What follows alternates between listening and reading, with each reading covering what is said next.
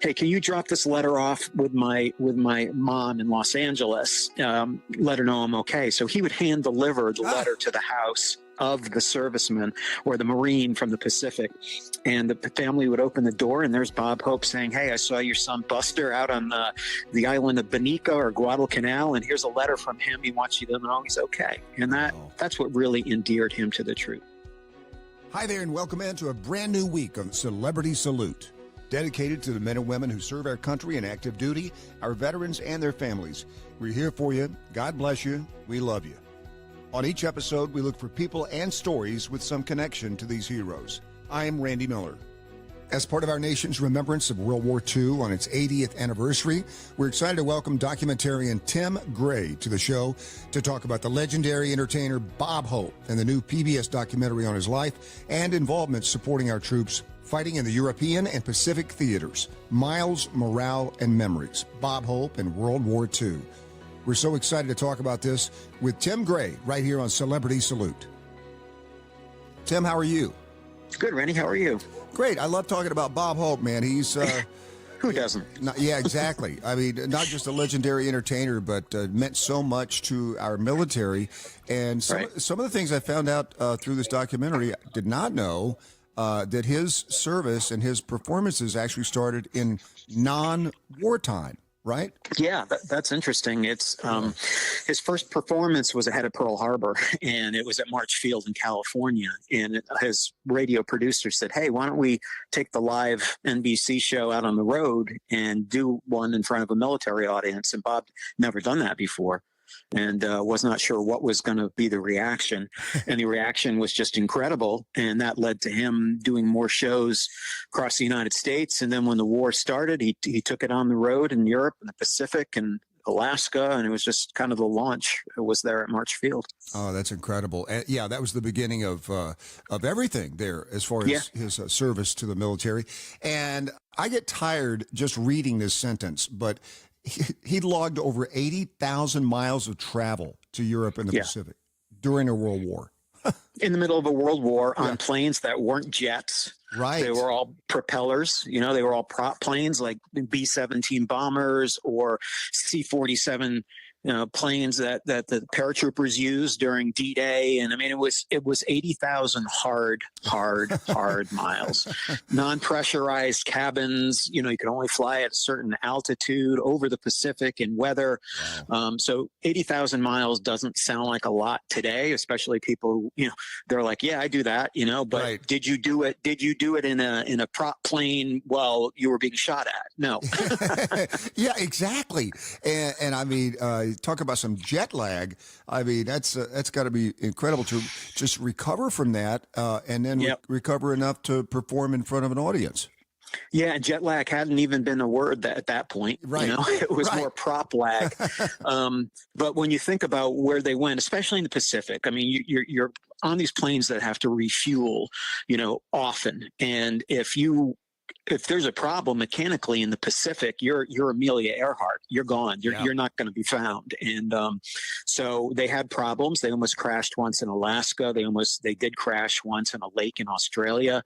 But they just kept going. I mean, the courage, the perseverance, and the desire to entertain these troops all over the world really trumped everything. Wow. Tell me about this World War II Foundation. I mean, you guys have produced 40 documentary films on World War II. That's incredible. Thank you. Yeah, we started doing our first film back in 2006. We did our first film, and that's led to 40, and they're all narrated by celebrities. We've had everybody from Gary Sinise and Jim Nantz at CBS Sports to Kevin Bacon, Tom Brokaw, Bill Belichick even did one of our films, Brian, Darius Rucker. So we have all celebrities that narrate the films, and they all air all over the United States on PBS stations, and then they air internationally, and it's just been a labor of love for me. It's just been incredible to meet these men and women who did so much for all of us and to sit down and talk to them about the good, the bad, and the ugly. That's so cool. Yeah, the new documentary, Miles, Morale, and Memories, Bob Hope in World War II, narrated by a good friend of this program, Gary Sinise. He is the best. He is the best. He is I mean, everybody that I talk to that has even been, touched by his foundation is just, he's just a real kind of guy, He's the modern day Bob Hope. He really is. He travels all over the world with the Lieutenant Dan Band and entertains troops. He builds homes for veterans who've come back, who've been severely wounded in battle. He's carried on Bob's legacy, and there are photos in Gary's office of Bob throughout his office. So if you talk about the modern day Bob Hope, that's Gary Sinise. Wow, how perfect is that? And at one point, I guess Bob was receiving 30,000 letters a week from servicemen, women, and their families. 38,000, actually, to be exact. And they would all be archived by his secretary, Marjorie Hughes, back in California. And a lot of the letters were from family members who said, my son saw you on a small island in the Pacific, and the next day he was killed in battle. And I just want to thank you for entertaining him on the last day of his life. And those are hard letters to get. And, he got so many letters like that, and a lot of letters from servicemen in the foxhole in Italy, just wanting to tell him jokes. Everyone we talked to always said, he seemed like a friend. Bob Hope seemed like a friend. So that's why we wrote him. And Bob Hope would reply a lot of the times, or servicemen would ask him, hey, can you drop this letter off with my mom in Los Angeles? Let her know I'm okay. So he would hand deliver the letter to the house of the serviceman or the Marine from the Pacific. And the family would open the door, and there's Bob Hope saying, hey, I saw your son Buster out on the island of Bonica or Guadalcanal, and here's a letter from him. He wants you to know he's okay. And that's what really endeared him to the troops. He would also call families when he got home to say, I was in Italy and I saw your son. He's okay. And imagine what that means. Well, and think about, where things were at that time and where things are now, because, we talked a lot this month about World War II and that kind of spirit that was alive in America, and the participation, the unanimous participation by all Americans. And that included Hollywood. I mean, Hollywood didn't hesitate to jump in, right?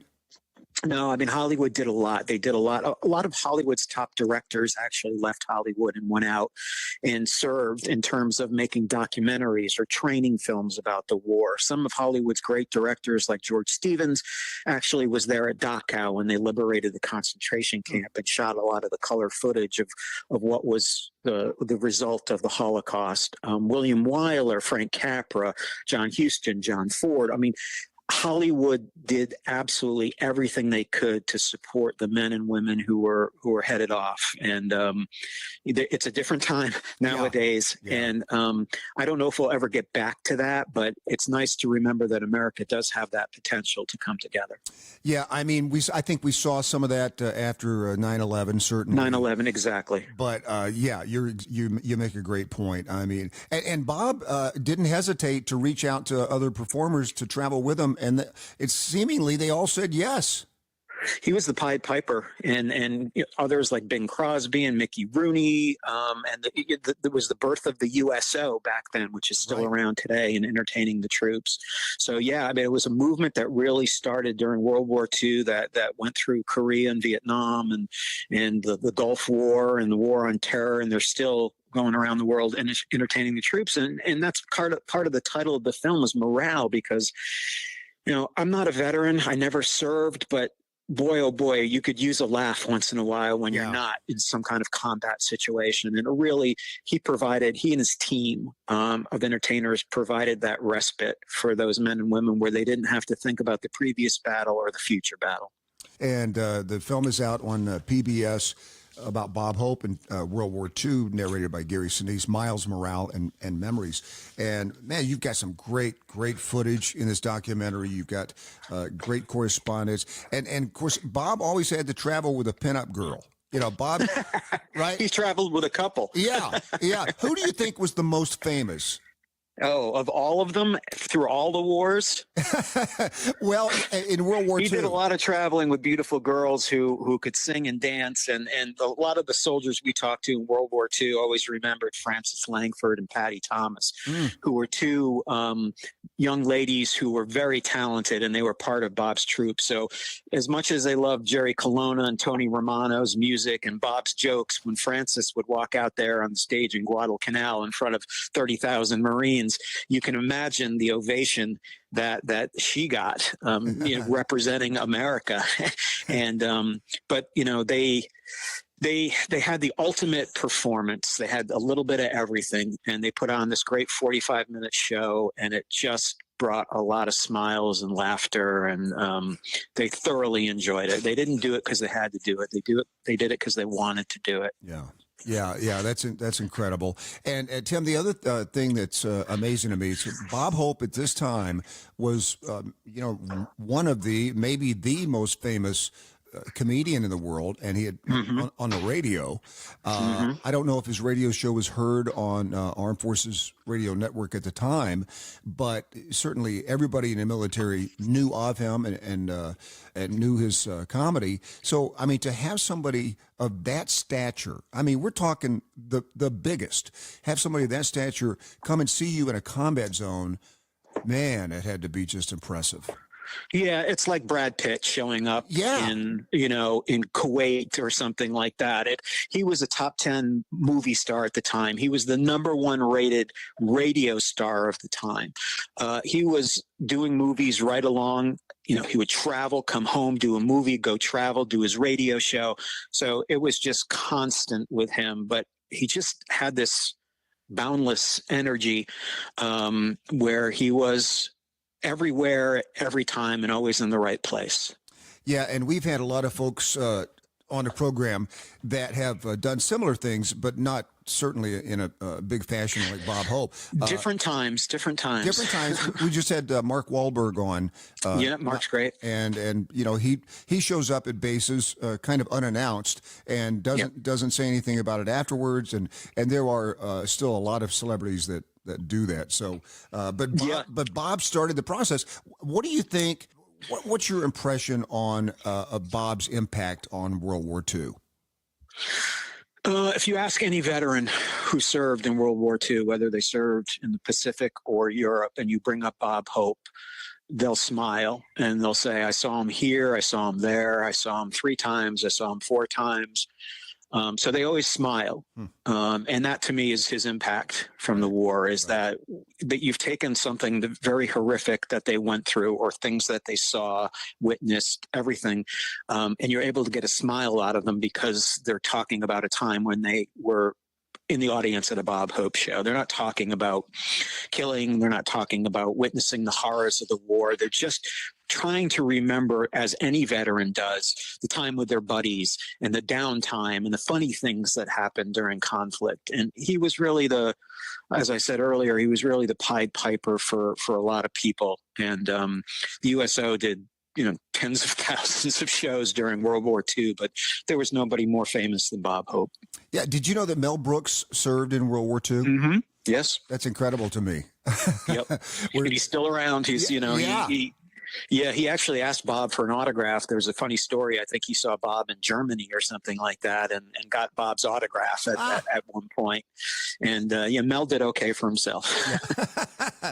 Oh man, that is so cool. And Bob and Dolores Hope's Foundation is still around too. Talk about that a little bit. Yeah, they do a lot with veterans who are coming home today and veterans in need today. So they've kept up that legacy. Linda Hope has done an excellent job with her team there of carrying on his legacy and what he stood for. And so they partner with the Bob Dole Foundation and other foundations and our foundation as well, to make sure that these men and women are not forgotten. And we move so fast these days with our phones and everything. History to us is 10 years ago, but something happened 80 years ago where they kind of left us a blueprint of how we can be better people and get along with each other and really target on what's important. And so they keep the legacy alive, which I think is just tremendous.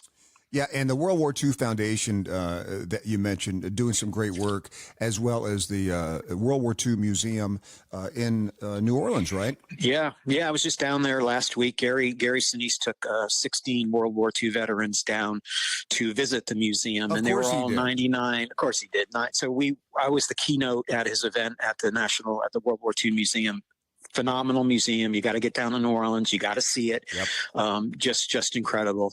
We have our own museum up in Rhode Island that has about 7,000 artifacts as well. So there are entities all over the country who are trying to preserve what that generation did. And when young people come in, they're fascinated. They don't teach World War II in school as much as they should, right. But when they come in and they're exposed to it, they want to know more about D-Day. They want to know more about Iwo Jima. They want to know more about B-17s flying over Europe. They just are fascinated because you know why? Because they're the same age as the people who won World War II. They're teenagers. Yeah, which is incredible to say. That is incredible to say, and you're exactly right, Tim. I'm reading a book now called Remember Us about World War II, and the more I read, the more I want to find out. I mean, it's so incredible, and I think what it is that makes it so fascinating is that spirit that everybody had in unanimous fashion at that time. It's just, people.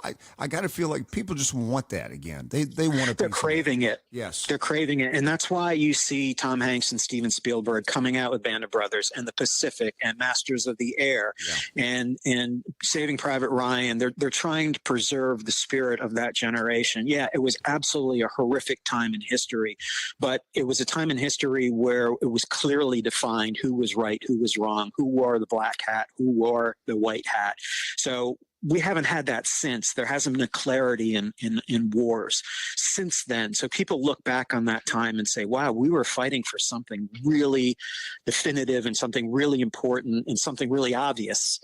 And that's why I think people look back on that time and say, wow, we came together. Let's try and do that again to solve cancer or autism, or come together to solve veteran homelessness, or treat our veterans better.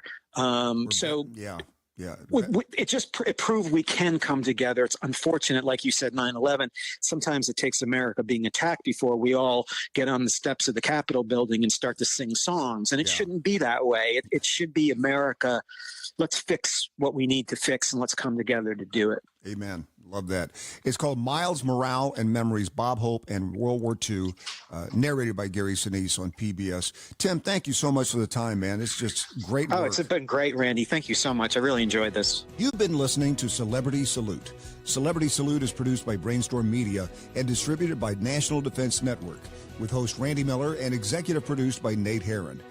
Be sure to visit us at nationaldefensenetwork.com. This podcast is available on Apple Podcasts, Spotify, Google, or wherever you get your podcasts. You can also say, Alexa, play the National Defense Network podcast.